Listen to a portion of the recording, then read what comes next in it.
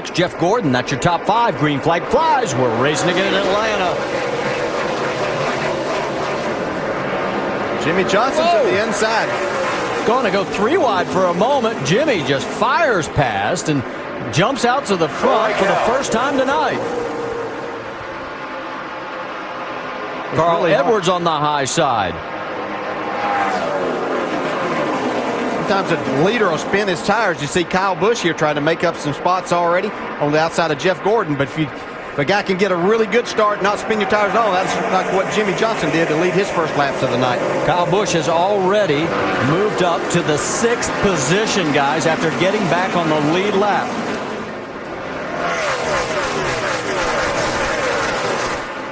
Right now it is Johnson, Stewart, Edwards your top 3, then Truex, Kane, Kyle Busch, Jeff Gordon. That's your top 7. Ganassi teammates going side by side. Montoya down low, McMurray up high. With all this action, Jamie McMurray right now puts himself back into the 13th spot in the chase for that last spot. Well, he knows he just has to try to work his way up into a top 5 finish, and hopefully the 33 may finish somewhere outside of the top 20. Cut that deficit about in half and then go to Richmond and see what may happen. McMurray 8th right now. Clint Boyer running 13th. Mark Martin, we can tell you, also back on the lead lap in 18th position. And all of a sudden, the 48 has come to life. They now become our 5th different leader, 15 lead changes, and opens up a half a second lead over Tony Stewart. You know, this track has changed a lot. It's got a lot cooler, put a lot of laps on it, put a lot of rubber down. So, you know, a lot of cars are kind of coming to the surface that we haven't seen. Jimmy Johnson's one of them. Dale Earnhardt Jr. also got back on the lead lap, and here he goes, taking a peek underneath the 42. Yeah, making some good runs off the corners he's made these last couple of passes. This is for 9th on the track. Got a little bit loose right there. Not going to be able to complete that pass in that corner. Right behind him is Paul Menard.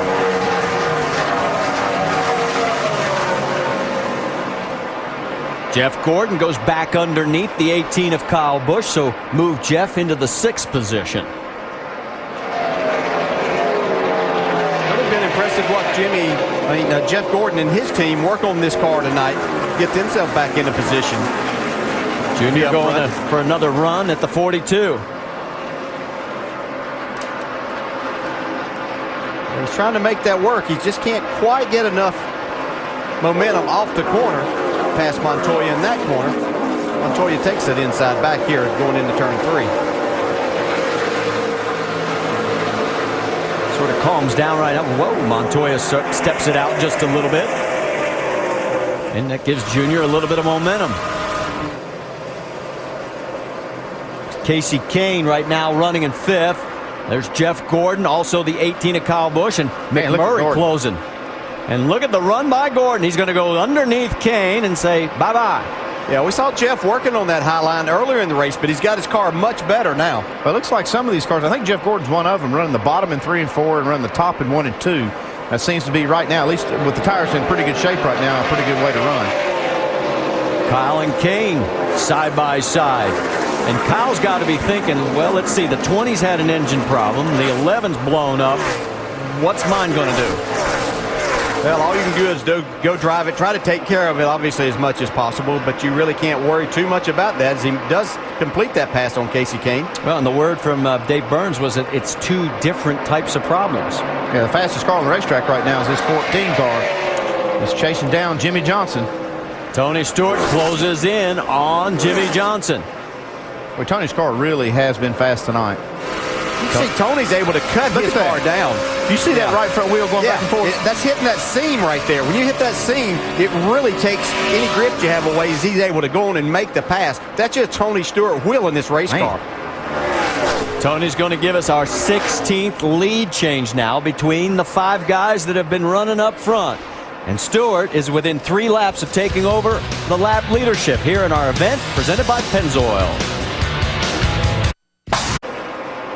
Past halfway, you're looking from high above, and we want to make sure you go to Goodyear.com to check out Goodyear Support Our Troops program.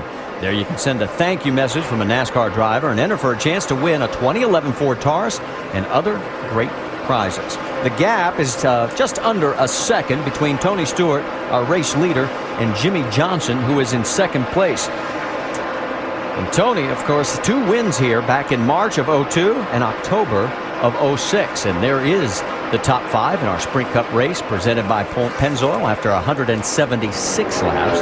And remember, Kevin Harvick had the valve stem issue, and he has brought it back to 9th position. In fact, let's go up to speed and start it right there with Dave Burns. Marty, that's 4 positions. As he grabs that yellow line, wiggles a little bit, 4 positions up since the restart. He's going to get another one here right now from Juan Pablo Montoya.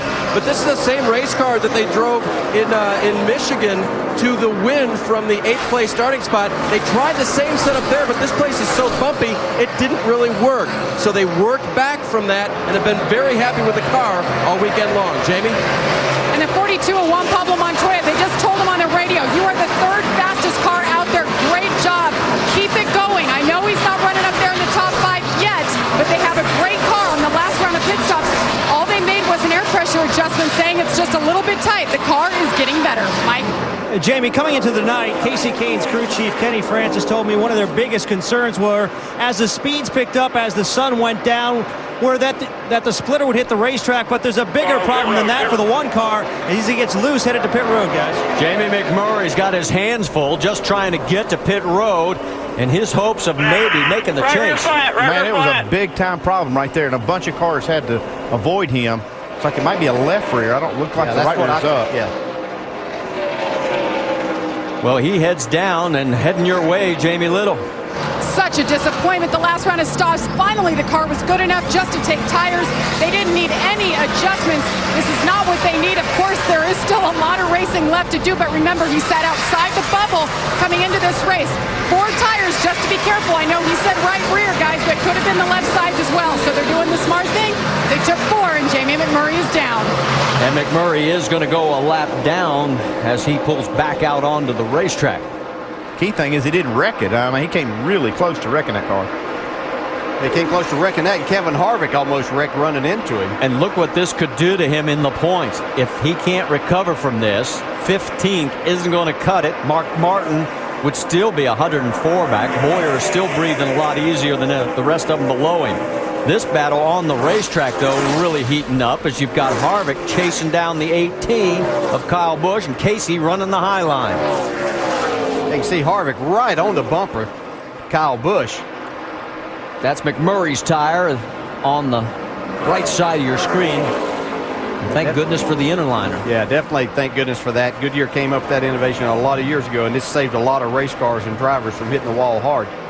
You can see Kyle Busch really struggling with his car right now. He almost hit the wall there. You know, Jamie McMurray and Kyle Busch have been racing really hard for position earlier, and I just wonder maybe if there wasn't maybe some slight contact that may have cut that left rear down. All right, let's look at the battle for 4th right now. Jeff has been getting great runs off of 2, but this time Truex is able to hold him off as they are duking it out for that 4th spot. Yeah, you can see a little different style there. You can see Jeff was up pretty close. He got out of the throttle a little bit earlier, now trying to pick it up sooner, get that nice run off the corner, see if he can get that momentum down and get that outside position going into the corner. So it'll take him about a lap to make that pass. Dave? And DJ, I got to tell you, you said they were working on this car a lot. Boy, have they been. But it's been real hot and cold as he's going to use the high line to get around Martin Truex right there. Just about 5 laps ago, he said, what I had is gone. It went straight to tight from being very good in picking up positions. So throughout the night, they've kind of gone back and forth, trying to not kill the drive off, as Jeff would say, and keep the tightness out of the car. And it's been a real struggle.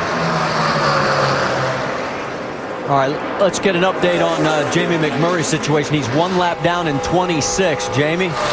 Well, Marty, remember the driver said it's a right rear, and Andy said, well, it could be the left. You were right, Andy. It was the left rear. Good thing they made the call to take 4 tires and not just right side. See this cut right here? Goodyear guys are down here. They circled it. That was a big cut, guys, maybe from the debris from the last crash. Marty? Tough break for Jamie, as you see where he started in this race and where he is right now. And again, he is a lap down and not in the lucky dog position. He's got Mir, Sorensen, and Rudeman in front of him to get to that spot. All right, let's get an update on Greg Biffle because his car has been worked on back in the garage area. Doc? Mike, I'm sorry. And Marty, as you can see, the